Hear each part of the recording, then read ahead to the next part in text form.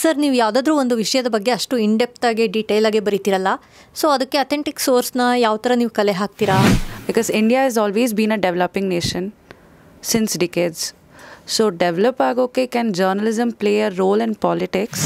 ಈ ವ್ಯಕ್ತಿ ಈ ರಾಜಕೀಯ ಕ್ಷೇತ್ರಕ್ಕೆ ಸೂಕ್ತ ಅಂತ ಅನಿಸಿದ್ದು ಯಾರು ಮತ್ತು ಯಾಕೆ? ಮೀಡಿಯಾದ ವರದಿಗಾರನ ಬಗ್ಗೆ ಅಥೆಂಟಿಸಿಟಿ ಬಗ್ಗೆ ಹೇಳ್ತಿದ್ವಿ. Authenticity especially the national media, mainstream media deteriorate ಆಗ್ತಿದೆ ಅನಿಸುತ್ತಾ sir?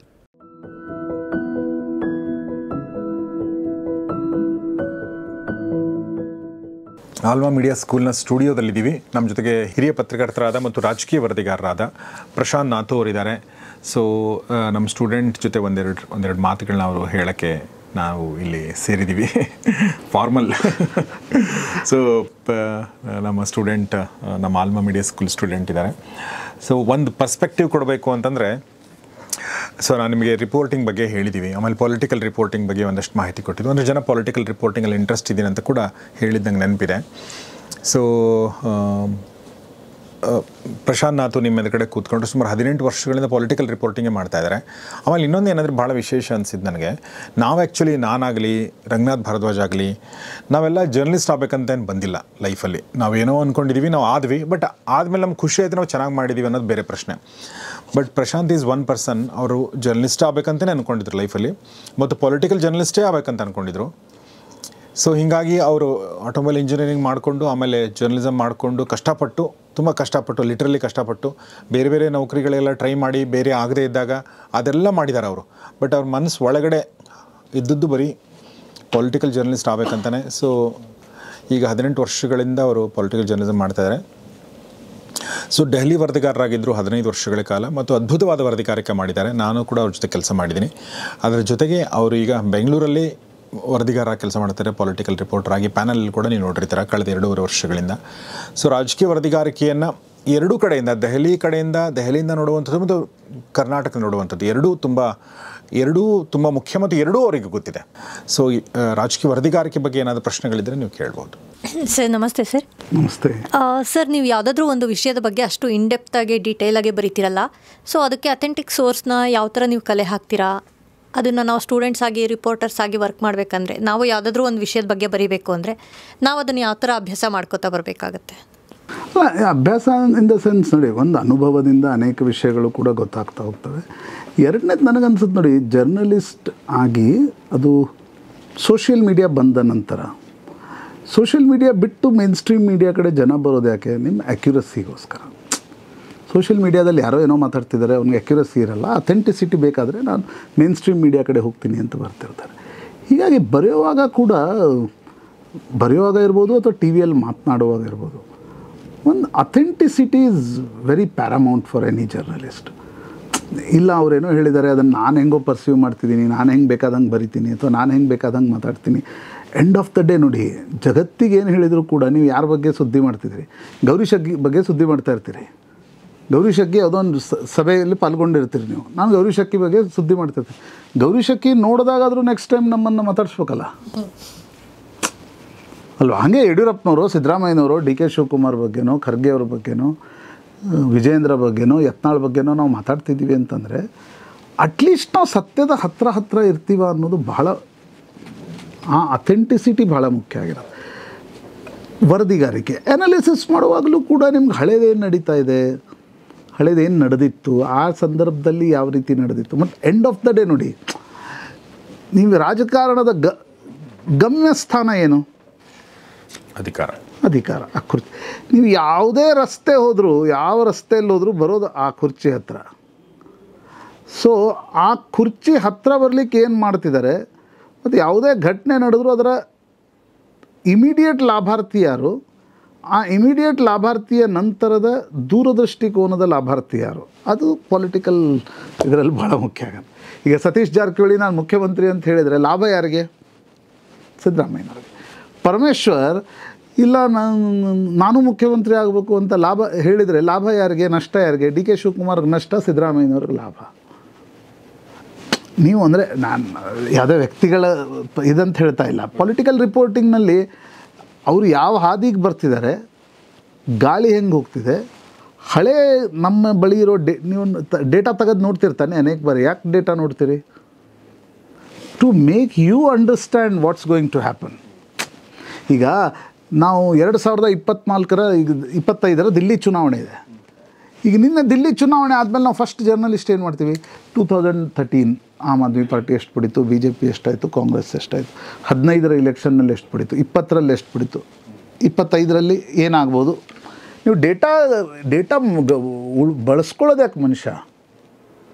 To end of the day to come to the conclusion. So reporting is also the same thing. ನನಗನ್ಸುತ್ತೆ ಅನೇಕ ಬಾರಿ ಏನಾಗುತ್ತೆ, ಪೊಲಿಟಿಕಲ್ ರಿಪೋರ್ಟಿಂಗ್ ಅಂದರೆ ಅನೇಕ ಬಾರಿ ಗ್ಲ್ಯಾಮರ್ ಅಂತ ಜನ ಬರೋರು ನಾನು ನೋಡಿದ್ದೀನಿ. ಇಲ್ಲ ನಮಗೆ ಭಾಳ ಜನ ಪರಿಚಯ ಆಗ್ತಾರೆ, ನಮಗೆ ಇದು ಬೆಣ್ಣೆ ಜೊತೆ ಇದು ಬೆಣ್ಣೆ ತಿನ್ನಲಾರದ ಜಾಬ್ ಇದು. Unless you don't want to eat. No, if you eat you will vanish off. ಲಾಸ್ಟಿಗೆ 17-18 ವರ್ಷದಲ್ಲಿ ಎಷ್ಟು ಜನ ವ್ಯಾನಿಷ್ ಆಗಲಿಲ್ಲ? This is politics and political reporting is a science. ನೀವು ಅದನ್ನು ಎಷ್ಟು ಏನಂತಾರೆ ನನಗೆ ಅನೇಕ ಬಾರಿ ನನಗೆ ಅರ್ಥ ಆಗ್ತಿದ್ದಿಲ್ಲ, ಇಂಜಿನಿಯರಿಂಗ್ ಹೆಂಗೆ ಲಾಭ ಆಗುತ್ತೆ ನನಗಿದರಲ್ಲಿ ಅಂತ. It helps me in reasoning capabilities. What is engineering? ನಿಮ್ಮ ಇಡೀ ಇಂಜಿನಿಯರಿಂಗ್ ಏನಿರುತ್ತೆ ಕೋರ್ಸಲ್ಲಿ, ರೀಸ್ನಿಂಗ್ ಕೆಪಾಬಿಲಿಟೀಸ್ ಜಾಸ್ತಿ ಮಾಡುತ್ತೆ. ಓಕೆ, ಇಂಜಿನಿಯರ್ಸ್ದು ಕೆಲಸ ಏನು? ದಟ್ ರೀಸ್ನಿಂಗ್ ತಾನೇ. ಒಂದು ಮೇನ್ ಇದರಿಂದ ಡಿಡಕ್ಟ್ ಮಾಡ್ತಾ ಒಂದು ಸೊಲ್ಯೂಷನ್ಗೆ ಅರೈವ್ ಆಗುತ್ತೆ ತಾನೇ. ಮ್ಯಾಥಮೆಟಿಕಲ್ ಕ್ಯಾಲ್ಕುಲೇಷನ್ ಇರಲಿ, ಯಾವುದೂ ಇರಲಿ. ಸೊ ನೀವು political reporting is also like that. ನೀವು ಡಿಡಕ್ಟ್ ಮಾಡ್ತಾ ಹೋಗ್ತಿರ್ತಾರೆ. ಈಗ ನೀವೊಂದು ಅರೈವ್ ಆಗ್ತಿರಪ್ಪ. ಈಗ ಯಡಿಯೂರಪ್ಪನವ್ರನ್ನ ಯಾಕೆ ತೆಗಿತಾರೆ, ಬೊಮ್ಮಾಯಿ ಅವ್ರನ್ನೇ ಯಾಕೆ ಮುಖ್ಯಮಂತ್ರಿ ಮಾಡ್ತಾರೆ, ನೀವು ಡಿಡಕ್ಷನ್ ಮಾಡ್ತಾ ಹೋಗ್ತಿರ್ತಾನೆ. ಓ ಇವರಿಲ್ಲ ರೇಸ್ನಲ್ಲಿ, ಇವರಿಲ್ಲ, ಇಬ್ಬರಿದ್ದಾರೆ, ಅವರಲ್ಲಿ ಯಾರಾಗ್ಬೋದು. Then your source will come to the play. ದಿಲ್ಲಿಯವ್ರು ಏನಂತಾರೆ, ನಂಬರ್ 1 ನಂಬರ್ 2 ಅಲ್ಲಿ ದಿಲ್ಲಿಗೆ ಯಾರು ಇಷ್ಟ, ಆ that is a pure science. ನಾವು ಅನೇಕ ಬಾರಿ ಏನು ಮಾಡಿಬಿಡ್ತೀವಿ, ಇನ್ಫಾರ್ಮೇಷನ್ ಬೇಸ್ಡ್. ಇಲ್ಲ ಅವ್ರೇನು ಹೇಳಿದರು, ಗೌರಿ ಶಕ್ಕಿ ನಿಮ್ಗೆ ಸುಳ್ಳು ಹೇಳ್ಬೋದು, ಪ್ರಶಾಂತ್ ನಾಥು ನಿಮಗೆ ಬಂದು ಸುಳ್ಳು ಹೇಳ್ಬೋದು, ಇಲ್ಲ ಹಿಂಗಾಗ್ತಿದೆ ನೋಡಿ ಅಂತ. ಇಂಥ 108 ಘಟನೆಗಳನ್ನು ನಾನು ಹೇಳಬಲ್ಲೆ. ಸುಪ್ರೀಂ ಕೋರ್ಟ್ನ ಜಜ್ಮೆಂಟ್ಗಳನ್ನು ಕೆಲವು ಪೊಲಿಟಿಷಿಯನ್ಸ್ ಫೋನ್ ಮಾಡಿ ಹಿಂಗಾಗಿದೆ ನೋಡಿ, ಸುಳ್ಳು ಹೇಳ್ತಾರೆ ನಿಮಗೆ. ಯಾಕಂದರೆ ಅವ್ರಿಗೆ ಗೊತ್ತೆ, ಟೆಲಿವಿಷನಲ್ಲಿ ಆ ಮೂಮೆಂಟಲ್ಲಿ ಬಂದುಬಿಟ್ರೆ ಅದು ಸತ್ಯ, ಆಮೇಲೆ ಮುಗೀತು, ಬೇರೆ ಎಲ್ಲಿ. Correct. So last part your source will come to play. ನಿಮ್ಮ ಸೋರ್ಸ್ಗೂ ನಿಮ್ಮ ಬಗ್ಗೆ ಒಂದು ಹೆದರಿಕೆ ಇರಬೇಕಲ್ಲ. ನಾನು ಇವಾಗ ಒಂದು ಸಲ ಬಂಡಲ್ಲಿ ಹೇಳಿದೆ ಅಂದರೆ ಇನ್ನೊಂದ್ಸಲ ನನಗೆ ಅಲ್ಲ, ಇನ್ನೊಂದು ಅವ್ನು ನಾನು ಕೇಳೋದಷ್ಟೇ ಅಲ್ಲ, ನಾಳೆ ಅವನು ನನ್ನ ಬಗ್ಗೆನೂ ಸುದ್ದಿ ಮಾಡ್ತಾ ಇರ್ತಾರೆ. ಇದು ಈ ಪತ್ರಕರ್ತ ಮತ್ತು ರಾಜಕಾರಣಿಗೆ ಆ ಸಂಬಂಧ ಇದ್ದೇ ಇರುತ್ತೆ. ಅದು ಹಾವು ಮುಂಗುಸಿನೂ ಇರುತ್ತೆ. ಅದು ಜೊತೆ ಮರಾಠಿಯಲ್ಲಿ ಒಂದು ಅಂತಾರೆ, ತುಜಾವಿನ ಜಮೇನ ತುಜಾವಿನ ಮಿಟೇನ ಅಂತಂದರೆ ನಿನ್ನ ಇಲ್ದೇನೂ ಆಗಲ್ಲ, ನೀನು ಇದ್ರೂ ಆಗಲ್ಲ. ಇದು ಈ ಪ್ಲೇ ಆಗ್ತಾ ಇರುತ್ತೆ. ಸರ್ ನನಗನ್ಸುತ್ತೆ your honesty come to play. ಅನೇಕ ಬಾರಿ ನಿಮಗೆ 108 ನನಗೆ ನಿನ್ನೆ ಯಾರೋ ಒಬ್ಬರು ರಾಜಕಾರಣಿ ಹೇಳ್ತಾಯಿದ್ರು, ಅವ್ರಿಗೆ ಯಾವ ಆಮಿಷ ಬಂದಿತ್ತು ಅಂತ, ಎಷ್ಟು ಕೋಟಿ ಆಮಿಷ ಬಂದಿತ್ತು, ನನ್ನನ್ನು ಜನ ಏನು ತಿಳ್ಕೊಂಡಿದ್ದಾರೆ ಅಂತ. ನಾನು ನಿಮ್ಮ ಹತ್ರ ಬಂದು ಹೇಳೋಕ್ಕಾಗಲ್ಲ, ಅದು ಹೊರಗಡೆ ಬಂದು ಹೇಳಬಾರ್ದು ನಾನು. ಯಾಕಂದರೆ ನನಗೊಂದು ಕಾನ್ಫಿಡೆನ್ಸ್ ಇಲ್ಲೇ ಹೇಳ್ತಾರೆ. ಆದರೆ ಯಾವುದು ಇಟ್ಕೋಬಾರ್ದು, ಸಮಾಜಕ್ಕೆ ಘಾತಕ ಆಗಿರ್ತಕ್ಕ ಭ್ರಷ್ಟಾಚಾರ ಮಾಡಿ ನಾನು ಮುಚ್ಚಿ ಹಾಕಿದೆ ಅಂತಂದರೆ ನಿಮ್ಮ ಪತ್ರಕರ್ತನ ಮೊದಲು ಕೆಲಸ ಅದನ್ನು ಹೊರಗೆ ತೆಗೆದು. ಯಾವುದೋ ಒಂದು ಕ್ರೈಮ್ ನಡೆದಿದೆ, ಅದನ್ನು ಮುಚ್ಚಾಕುವ ಅವಶ್ಯಕತೆ ಇಲ್ಲ. ಬಟ್ ಇವೆಲ್ಲ ಏನಂತಾರೆ, ಈ ಅಜಿತ್ ಹನುಮಕ್ನವ್ರು ಒಂದು ಶಬ್ದ ಯೂಸ್ ಮಾಡ್ತಾರೆ, ನಿರುಪದ್ರವಿ ಮಾಹಿತಿಗಳಿರ್ತಾವಲ್ಲ ಕೆಲವು. ಓಕೆ, ಆ ಮಾಹಿತಿಗಳನ್ನೇನು ಜನರ ಎಲ್ಲವೂ ಹಂಚ್ಕೊಳ್ಬೇಕಂತಿಲ್ಲ. ಆದರೆ ನಾನು ಹೇಳಿದೆ, political reporting analysis is always A science. ಅದಕ್ಕೆ ನಿಮಗೆ reasoning capabilities are very important. Sir ನಮಸ್ಕಾರ. ಇಷ್ಟು ವರ್ಷ ನೀವು ಭಾಳ ಜನ ಪೊಲಿಟಿಕಲ್ ಲೀಡರ್ಸನ್ನು ತುಂಬ ಹತ್ತಿರದಿಂದ ನೋಡಿದ್ದೀರಾ. ಅವರಲ್ಲಿ ನಿಮಗೆ ವೈಯಕ್ತಿಕವಾಗಿ ಈ ವ್ಯಕ್ತಿ ಈ ರಾಜಕೀಯ ಕ್ಷೇತ್ರಕ್ಕೆ ಸೂಕ್ತ ಅಂತ ಅನಿಸಿದ್ದು ಯಾರು ಮತ್ತು ಯಾಕೆ? ಸೂಕ್ತ ಅನಿಸಿದ್ದೆ ಯಾರು, ಸೂಕ್ತ ಅನಿಸದೇ ಇರೋದು ಯಾರು ಅಂತಲೇ ಕೇಳ್ಬೋದು. ಸೂಕ್ತ ಅನ್ನಿಸ್ದೇ ಇರೋರು ನನ್ನ ದೊಡ್ಡ ಪಟ್ಟಿ ಅಂತ ಹೇಳ್ಬೋದು. ಯಾಕಂದರೆ ಅವರು ರಿಯಲ್ ಎಸ್ಟೇಟ್ ಏಜೆಂಟ್ ಆಗಬೇಕಾಗಿತ್ತು, ಶಾಸಕರಾಗಿರ್ತಾರೆ. ಅವರು ಇನ್ನೇನೋ ಕ್ರಿಮಿನಲ್ ಆ್ಯಕ್ಟಿವಿಟೀಸ್ಗಳಲ್ಲಿದ್ದವರು ಶಾಸಕರಾಗಿರ್ತಾರೆ. ನಾನು ಅವ್ರ ವೈಯಕ್ತಿಕ ಹೆಸರುಗಳನ್ನು ತೆಗೆದುಕೊಳ್ಳಲ್ಲ. ಬಟ್ ಈ ಮುಂಚೂಣಿಯಲ್ಲಿ ಬಂದಿರತಕ್ಕಂಥ ನಾಯಕರಿದ್ದಾರಲ್ಲ ಕರ್ನಾಟಕದಲ್ಲಿ, ಟೇಕ್ ಫ್ರಮ್ ಮುಖ್ಯಮಂತ್ರಿ ಸಿದ್ದರಾಮಯ್ಯ ಇರ್ಬೋದು, ಮಲ್ಲಿಕಾರ್ಜುನ್ ಖರ್ಗೆ ಇರ್ಬೋದು, ಧರ್ಮ್ ಸಿಂಗ್ ಇದ್ದರು, ಎಸ್ ಎಂ ಕೃಷ್ಣ ಇದ್ದರು, ಈಗ ಡಿ ಕೆ ಶಿವಕುಮಾರ್ ಇದ್ದಾರೆ. ಕುಮಾರಸ್ವಾಮಿ ಇದ್ದಾರೆ, ದೇವೇಗೌಡರಿದ್ದಾರೆ, ಯಡಿಯೂರಪ್ಪ, ಅನಂತಕುಮಾರ್. ನೋಡಿ ಇದರಲ್ಲಿ ಹೆಂಗಿದೆ, ಈ ಪತ್ರಕರ್ತರಾಗಿ ಒಬ್ಬನು ನಿಮಗೆ ಸೇರಿಬಿಟ್ರು ಅಂತಂದರೆ ಆಮೇಲೆ ಪತ್ರಿಕೋದ್ಯಮ ಮಾಡೋಕ್ಕಾಗಲ್ಲ. ಹಾಗಾಗಿ ನಾನು ಈ ಸೇರೋದು ಅಥವಾ ಈ ಸೇರುವ ಮತ್ತು ಇಷ್ಟ ಆಗದೇ ಇರುವ ವ್ಯಕ್ತಿಗಳ ಹತ್ರ ನಾನು ಜಾಸ್ತಿ ಇದು ಮಾಡಲ್ಲ. But as A journalist what I should learn, ನಾನು ಏನು ತಗೋಬೇಕು, ಏನು ಜರ್ನಲಿಸಮ್ ಕೊಡಬೇಕು ಅನ್ನೋದ್ರ ಬಗ್ಗೆ ನನ್ನ ಜಾಸ್ತಿ ಲಕ್ಷ್ಯ ಇರುತ್ತೆ. ಕ್ಲೋಸ್ ಎಲ್ಲರೂ ಇರ್ತಾರೆ, ನಿಮ್ಮ ಪ್ರೊಫೆಷನ್ನೇ ಹಂಗಿದೆ ಅಲ್ವಾ. ಈ ಪ್ರೊಫೆಷನ್ನಲ್ಲಿ ಈಗ ನಾನು ನಿಮಗೆ ಹೇಳಿದೆ ಅಲ್ಲ, ಮುಖ್ಯಮಂತ್ರಿಗಳು ಬಂದು ನಿಮ್ಮ ಹೆಗಲ ಮೇಲೆ ಕೈ ಹಾಕ್ತಾರೆ ಅನ್ನೋ ಒಂದು ಕ್ಷಣ ನೀವು ಕಳೆದು ಹೋಗೋ ಸಾಧ್ಯತೆ ಇದೆ. ಬಟ್ ಕಳೆದು ಹೋಗಬಾರ್ದು ಅನ್ನೋದೇ ಟ್ರೈನಿಂಗ್.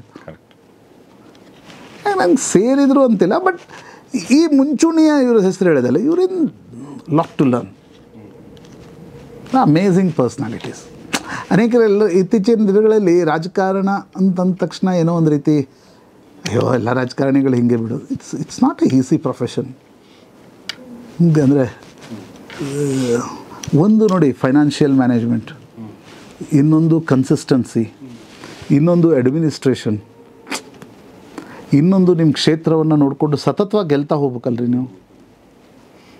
ಇನ್ನೊಂದು ನಿಮಗೆ ಯಾವಾಗ ಏನು ಅವಕಾಶಗಳು ಸಿಗ್ತಾವೆ ನಿಮ್ಗೆ ಗೊತ್ತಿಲ್ಲ. ಈಗ ನಾವು ಜರ್ನಲಿಸಮಲ್ಲಿದ್ದೀನಿ ಸರ್, ನಾಳೆ ನನಗೆ ಆರ್ಥಿಕ ಇಲಾಖೆಯನ್ನು ಹ್ಯಾಂಡಲ್ ಮಾಡೋದು ಯಾರೂ ಹೇಳಲ್ಲ. ಬಟ್ ಅವ್ನು ಹಂಗಲ್ಲಲ್ಲ. ಎಸ್.ಎಂ. ಕೃಷ್ಣ ಮನೇಲಿ ಕೂತಿದ್ರು, ಅವ್ನು ಒಯ್ದು ವಿದೇಶಾಂಗ ಸಚಿವರು ಮಾಡಿಬಿಟ್ರು. You need to handle ಇಟ್ಟಲ್ಲ.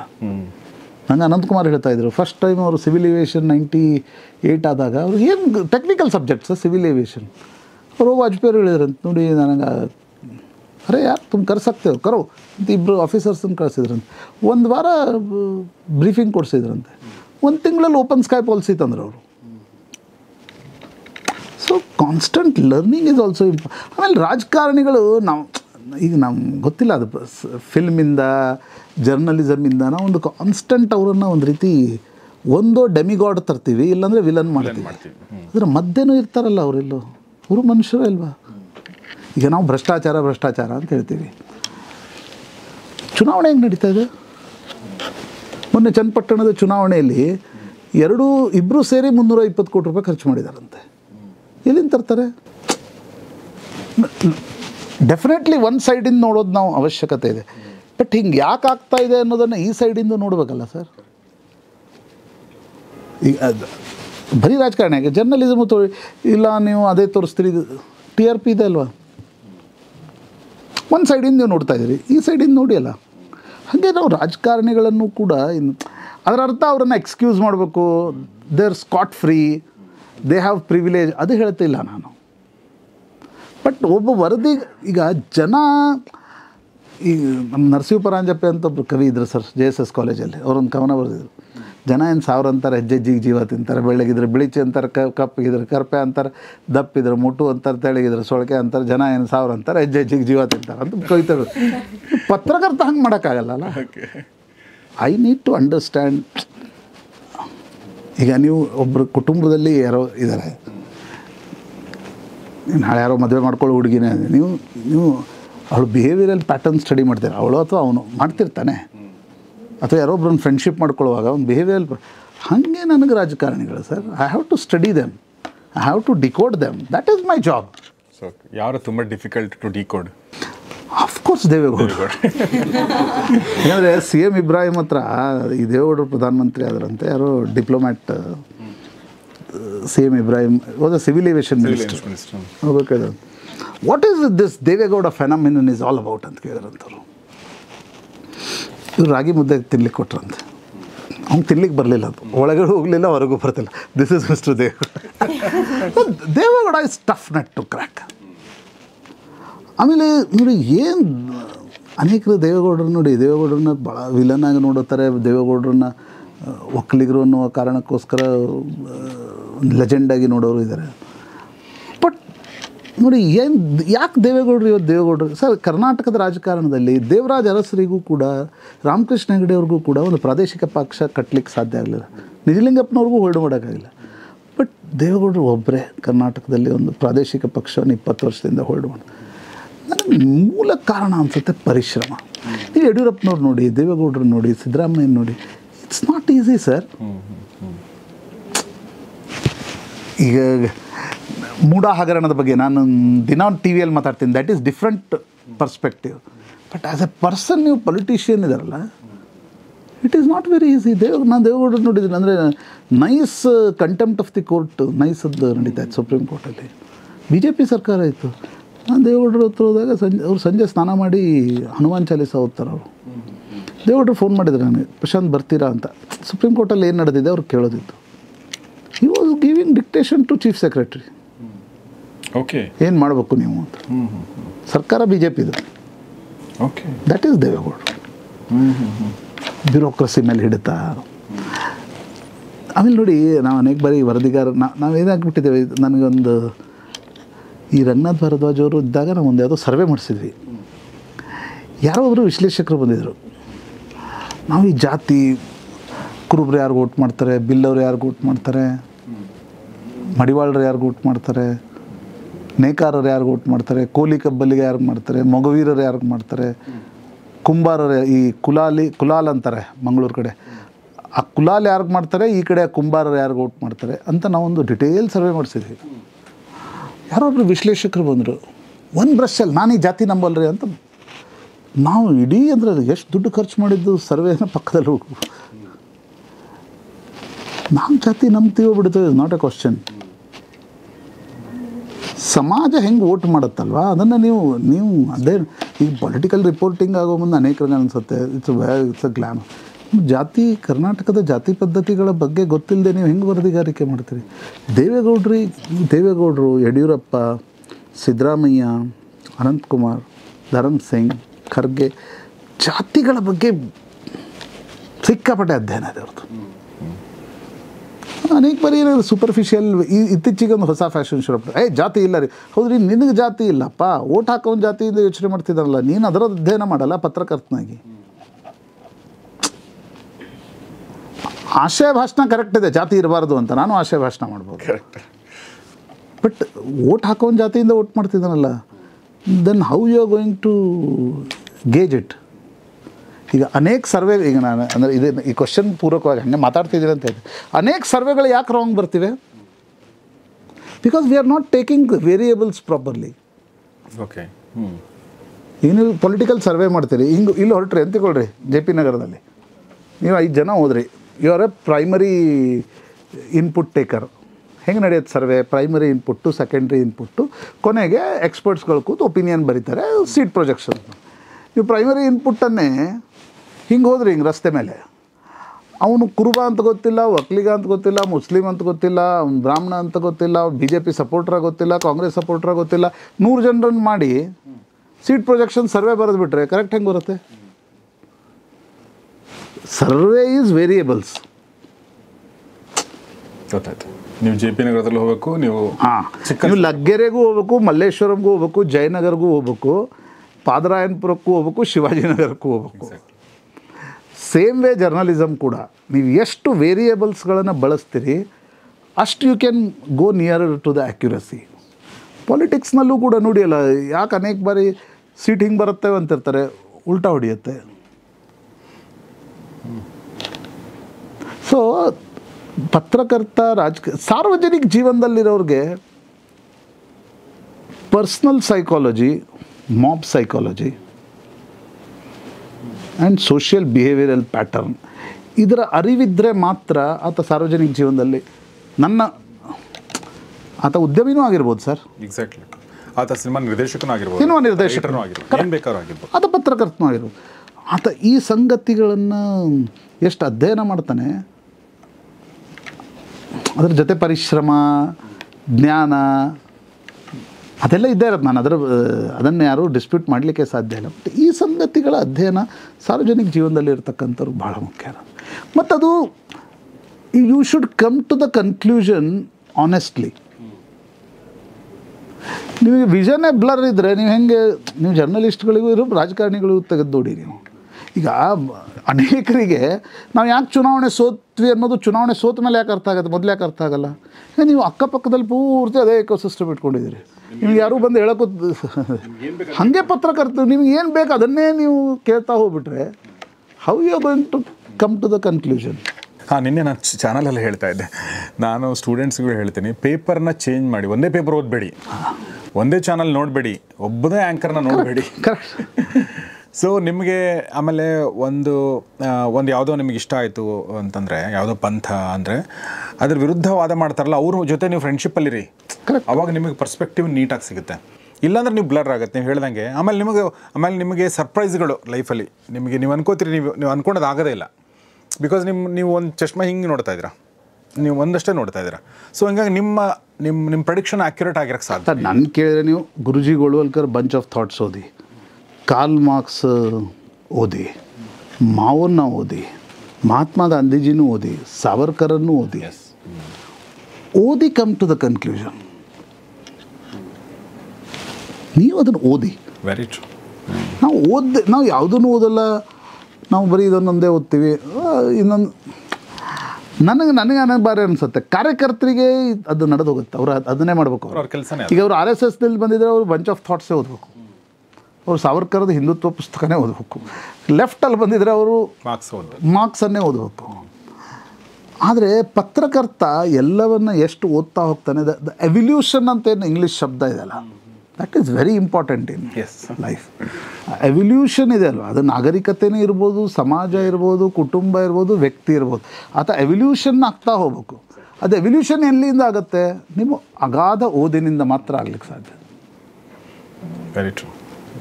ಆಮೇಲೆ ಎಷ್ಟು ಸಾಧ್ಯ ಇದೆ ಅಷ್ಟು ಮೂಲ ಲೇಖಕರನ್ನು ಓದಬೇಕು. ಭಾಳ ಒಳ್ಳೆ ಪಾಯಿಂಟ್ ಹೇಳಿದ್ರಿ.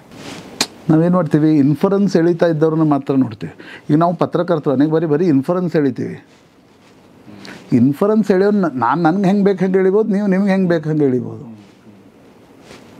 ಅಲ್ವಾ? ಕರೆಕ್ಟ್. ಈಗ ನೋಡಿ, ತುರ್ತು ಪರಿಸ್ಥಿತಿ ಬಗ್ಗೆ ಹಿಂಗೂ ಪುಸ್ತಕ ಬಂದಿವೆ, ಹಂಗೂ ಪುಸ್ತಕ ಬಂದಿವೆ. ಈಗ ಜನಾರ್ದನ್ ಠಾಕೂರ್, ಸಂಕರ್ಷನ್ ಠಾಕೂರ್ ಅಂತ ಏನು ಟೆಲಿಗ್ರಾಫ್ ಎಡಿಟರ್, ಅವ್ರ ತಂದೆ ಜನಾರ್ದನ್ ಠಾಕೂರ್, ಹಿ wrote A wonderful book, all the prime ministers men ಅಂತ ಒಂದು ಪುಸ್ತಕ ಬರೆದಿದ್ದಾರೆ. ಓಕೆ. ತುರ್ತು ಪರಿಸ್ಥಿತಿ ಬಗ್ಗೆ ಓದಿ ಅದನ್ನು. ಅದರಲ್ಲಿ ಬನ್ಸಿಲಾಲ್, ಸಂಜಯ್ ಗಾಂಧಿ, ಈಗೇನು ನಿಮ್ಮ ಇವಳಿದಾಳಲ್ಲ ಸಾರಾ ಅಲಿ ಖಾನ್ ಅಜ್ಜಿ ರುಕ್ಸಾನಾ ಸುಲ್ತಾನ ಅಂತ, ಅವಳು ಇಡೀ ನಸ್ಬಂದಿ ಮಾಡಿಸ್ತಿದ್ಲು ಹೋಗಿ. Okay. And Siddhartha Shankar Ray, he suggested Indira Gandhi to proclaim emergency ಅಲ್ವಾ. ಜಯಪ್ರಕಾಶ್ ನಾರಾಯಣರು ಭಾಷಣ ಮಾಡ್ತಾರೆ, ಮಾಡಿ ಬೋಟ್ ಕ್ಲಬ್, ಪಾರ್ಲಿಮೆಂಟ್ ಎದುರುಗಡೆ ಬೋಟ್ ಕ್ಲಬ್ಬಲ್ಲಿ ಒಂದು ದೊಡ್ಡ ಸಭೆ ನಡೆಯುತ್ತೆ. ಇಂದಿರಾ ಗಾಂಧಿ ವಿರುದ್ಧ ಒಂದು ತೀರ್ಪು ಬಂದಿರುತ್ತೆ, ಎಲ್ಲಿ? ಅಲಹಾಬಾದ್ ಹೈಕೋರ್ಟು. ದೆನ್ ಸುಪ್ರೀಂ ಕೋರ್ಟಲ್ಲೂ ಬರುತ್ತದು. ಬಂದಾಗ ಜಯಪ್ರಕಾಶ್ ನಾರಾಯಣ್ ಸಂಪೂರ್ಣ ಕ್ರಾಂತಿ ಕರೆ ಕೊಡ್ತಾರೆ. ನೀವು ಮಿಲ್ಟ್ರಿ ಇದ್ದವರು ಬಿಟ್ಟು ಅಸಹಕಾರ ಟೈಪ್, ಗಾಂಧೀಜಿ ಏನು ಅಸಹಕಾರ ಚಳುವಳಿ ಮಾಡಿದ್ರಲ್ಲ ಆ ಟೈಪ್ ಕರೆ ಕೊಡ್ತಾರೆ. ಅವಾಗ ಸಿದ್ಧಾರ್ಥ್ ಶಂಕರ್ ರೇನ ಕರೆಸ್ತಾರೆ ಇಂದಿರಾ ಗಾಂಧಿ, ಸಂಜಯ್ ಗಾಂಧಿ, ಸಿದ್ಧಾರ್ಥ್ ಶಂಕರ್ ರೇ ಇಂದಿರಾ ಕೂತಾಗ ಎಮರ್ಜೆನ್ಸಿ ಹಾಕೋದು. Vidyacharan Shukla information, Gujral information broadcasting minister ಇರ್ತಾರೆ, ಸಂಜಯ್ ಗಾಂಧಿ ಕರೆದು ತೆಗೆದು ವಿದ್ಯಾಚರಣ್ ಶುಕ್ಲಾಗ್ ಮಾಡ್ತಾರೆ. ಹನ್ನೊಂದು all the prime ministers men ಅಂತ one of the finest book. ಇತ್ತೀಚೆಗೆ ನೋಡಿ BJP ಬಗ್ಗೆ ಜುಗಲ್ಬಂದಿ ಅಂತ ಒಂದು ಪುಸ್ತಕ ಬಂದಿದೆ, Vinay Sitapathy. Is return from Shyama Prasad Mukherjee, Pandit Deen Dayal Upadhyay, Balraj Madhok, Vajpayee, Advani ದಿಂದ ಹಿಡಿದು ಈಗಿನ ನರೇಂದ್ರ ಮೋದಿ, ಅಮಿತ್ ಶಾ ಬಗ್ಗೆ ಇಡೀ trajectory of Jana Sangh and BJP ಇದೆ. Same Rasheed Kidwai wrote a wonderful book on Congress, 24 Akbar Road, ಏನೇನಾಗಿತ್ತು ಅಂತ. ವಿನಯ್ ಸೀತಾಪತಿ ಮತ್ತು ಜಯರಾಮ್ ರಮೇಶ್ ಸೇರಿ PV ನರಸಿಂಹರಾವ್ ಅವ್ರ ಕಪಾಟ್ನಲ್ಲಿ ಕೆಲವು ದಾಖಲೆಗಳಿದ್ವು, ಅವುಗಳ ಆಧಾರದ ಮೇಲೆ ಒಂದು ಪುಸ್ತಕ ಬರೆದರು. ಈ ಪುಸ್ತಕ ಓದೋದು ಭಾಳ. ಆಮೇಲೆ ನನಗನ್ಸೋದು ನೋಡಿ, ಕನ್ನಡದಲ್ಲಿ ಈಗ ಅನೇಕ ಬಾರಿ ನನಗೆ ಹೇಳಿ ಕನ್ನಡದಲ್ಲಿ ಒಂದು ಪುಸ್ತಕ ಪೊಲಿಟಿಕಲ್, ವಿಠಲ್ ಮೂರ್ತಿಯವರು ದೇವರಾಜ ಅರಸರ ಬಗ್ಗೆ, ವಡ್ಡರ್ಸೆ ನಮ್ಮ ಮಧುಕರ್ ಶೆಟ್ಟಿಯವ್ರ ತಂದೆ, ಇನ್ನೊಂದು 2-3 ಪುಸ್ತಕಗಳು ಬಿಟ್ಟರೆ ನಮ್ಮಲ್ಲಿ ಆ ರೀತಿಯ ಪುಸ್ತಕಗಳಿಲ್ಲ. ಒಂದು ಆರಾಧನೆಯ ಪುಸ್ತಕಗಳಿವೆ, ತಗೊಳ್ಳೋ ಪುಸ್ತಕಗಳಿವೆ. ಹಿಸ್ಟ್ರಿಯನ್ನು ನೋಡುವಂಥ ಪುಸ್ತಕಗಳು ನಮ್ಮಲ್ಲಿ ಎಲ್ಲಿವೆ? ಕರೆಕ್ಟ್, ಭಾಳ ಕಡಿಮೆ. ಬಟ್ ಇಂಗ್ಲೀಷಲ್ಲಿ ಆ ಪುಸ್ತಕಗಳಿವೆ. So if you can read English it's also good.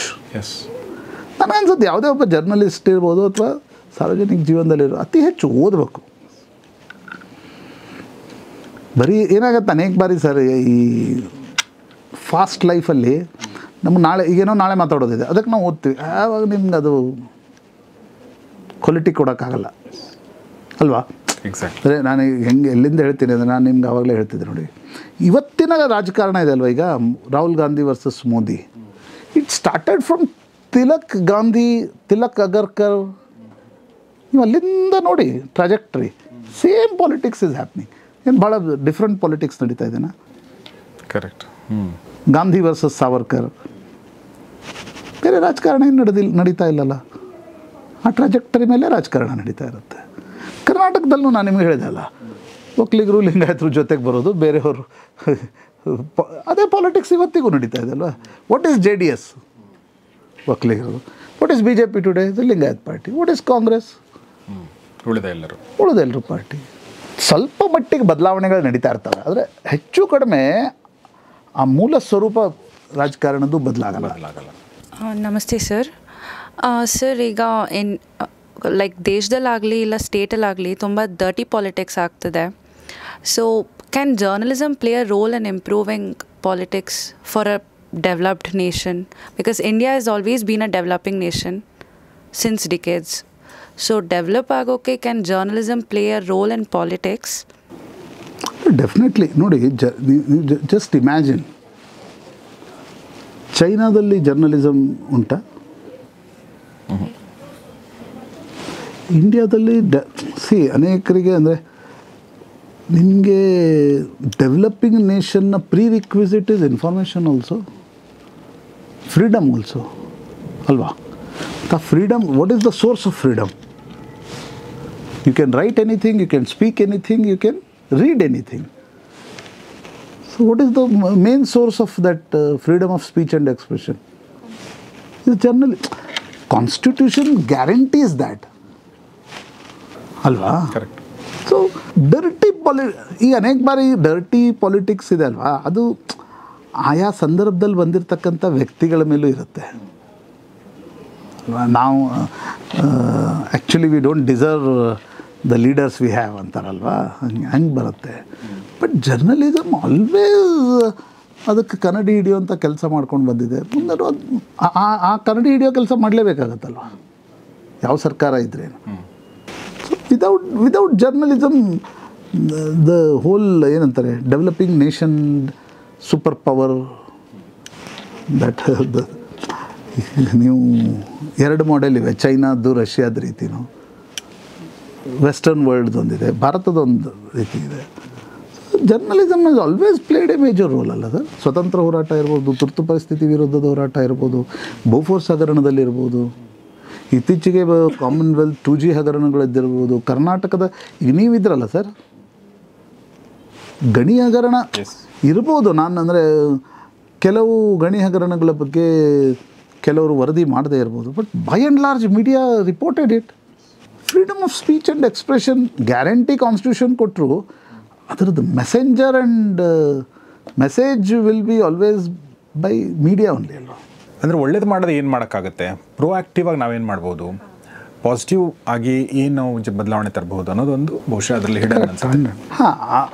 That ಅದು ನನಗನ್ಸುತ್ತೆ, ಅದು ನಾವು ಎಷ್ಟು ಪ್ರಯತ್ನಗಳನ್ನು ಹಾಕ್ತಿದ್ದೀವಿ. ಈಗ ನೋಡಿ, ಈಶ್ವರ್ ದೈತೋಟು ಹಿ ಯೂಸ್ ಟು ನಮ್ಗೆ ಟೀಚಿಂಗಿಗೆ ಬರ್ತಿದ್ರು ಅವರು ಈ ಕಾರ್ಕಳದ ಹತ್ರ ಒಂದು ಫಂಡಿಂಜೆ ಅಂತ ಊರಿದೆ, ಫಂಡಿಂಜೆ ಅಂತ. ಅಲ್ಲಿ ಒಬ್ಬ ವ್ಯಕ್ತಿ ಹ್ಯಾಂಗಿಂಗ್ ಬ್ರಿಡ್ಜ್, ಅಲ್ಲಿ ನಿಮಗೆ ಶತಮಾನಗಳ ಕಾಲ ನಿಮಗೆ ನದಿ ಉಕ್ಕೇರಿದ್ರೆ ಆ ಕಡೆಯಿಂದ ಈ ಕಡೆ ಇಲ್ಲ, ಈ ಕಡೆಯಿಂದ ಈ ಕಡೆ ಇಲ್ಲ. ಸೊ ಹ್ಯಾಂಗಿಂಗ್ ಬ್ರಿಡ್ಜನ್ನು ಇವರು ಉದಯವಾಣಿಯಲ್ಲಿ ಈಶ್ವರ್ ದೈತೋಟ್ ಬರೋದ್ರಂತೆ.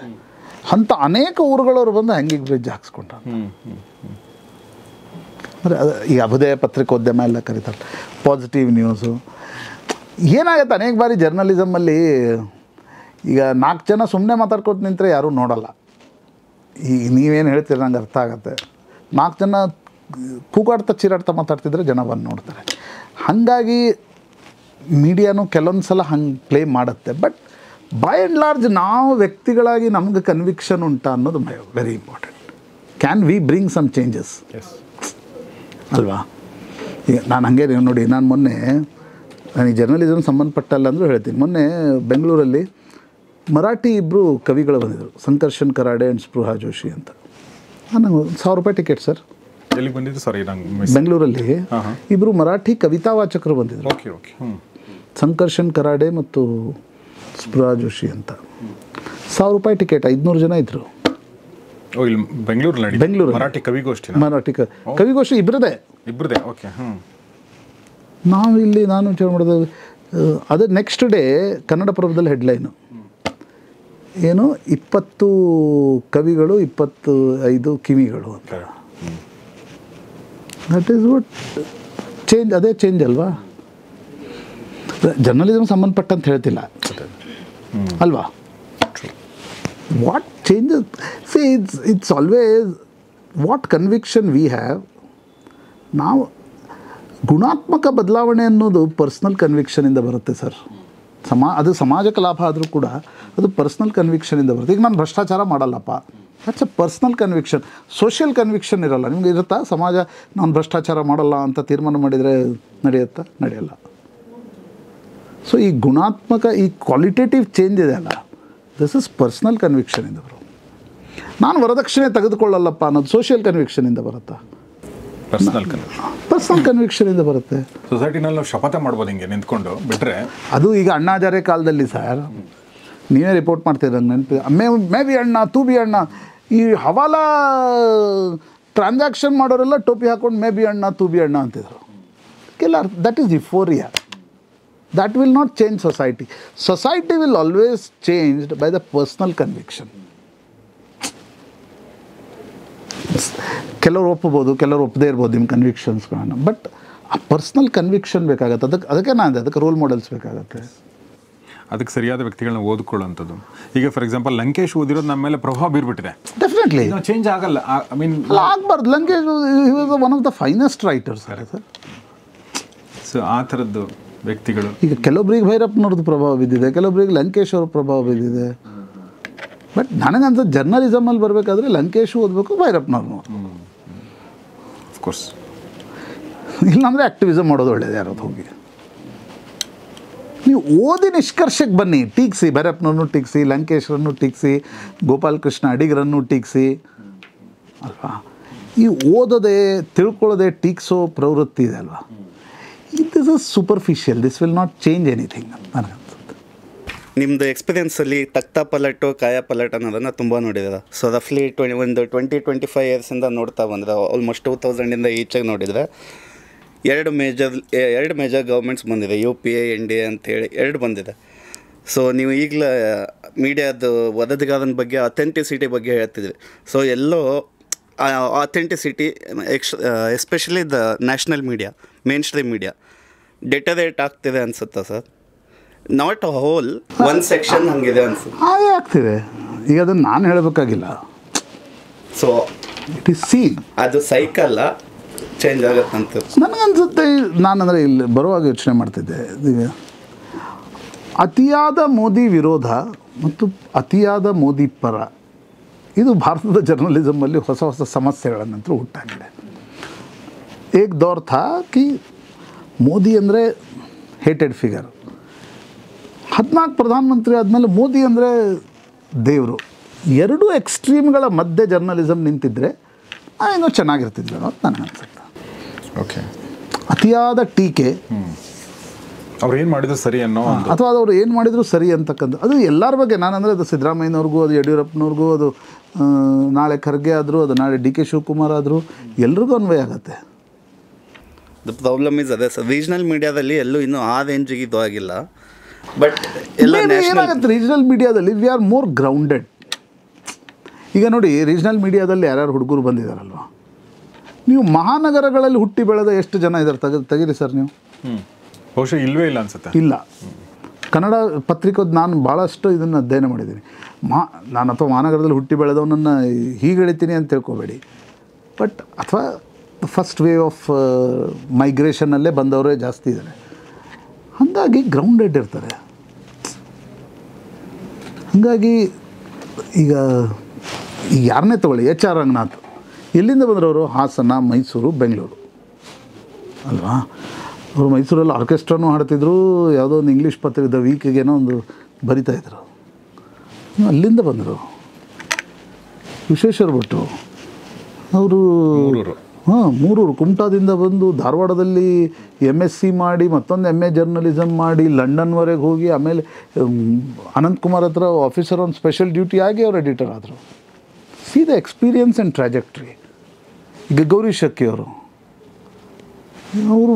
ಎಲ್ಲಿಂದ ಬಂದರು? ರಂಗನಾಥ್ ಭಾರದ್ವಾಜ್ ದಾವಣಗೆರೆಯಿಂದ ಬಂದರು. ಈಗ ಅಜಿತ್ ಹನುಮಕ್ನವ್ರನ್ನೇ ನಾನು ನೋಡ್ತೀನಿ. ಈಗ ನನಗೆ ಕೃಷಿ ಬಗ್ಗೆ ನನಗೆ ಭಾಳ ಗೊತ್ತಿಲ್ಲ, ಬಿಕಾಸ್ ನಾನು ಹುಟ್ಟಿ ಬೆಳೆದಿದ್ದು ಸಿಟಿಯಲ್ಲಿ ಸರ್. ನನಗೆ ಅಷ್ಟು ಏನಂತಾರೆ ಕೃಷಿ ಚಟುವಟಿಕೆಗಳ ಬಗ್ಗೆ, ಯಾಕಂದರೆ ನಾನು ಫಸ್ಟ್ ಹ್ಯಾಂಡ್ ಎಕ್ಸ್ಪೀರಿಯನ್ಸ್ ಇಲ್ಲ.